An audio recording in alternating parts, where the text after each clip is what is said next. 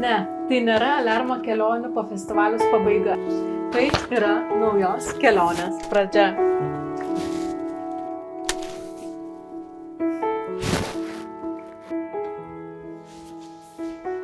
Žinot, aš visą gyvenimą galvojau, kad jeigu pasakysiu savo svajonę, ji neišsipildys.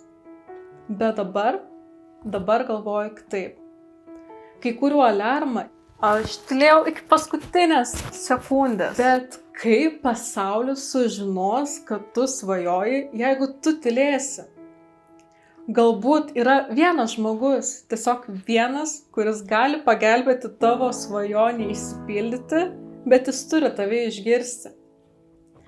Todėl šiandien aš turiu garsiai. Labas pasauli, aš esu Laura Greičiuvienė, maža mergina su kamera.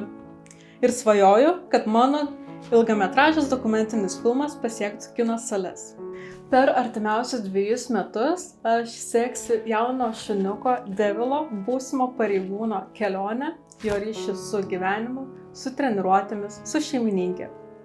Kviečiu prisidėti prie šios kelionės palaikymu, gražiais žodžiais ar tiesiog buvimu šalia. Tikiu, kad garsiai ištarti žodžiai turi jėgą. O ši kelionė tik prasideda. Ačiū, kad esate kartu.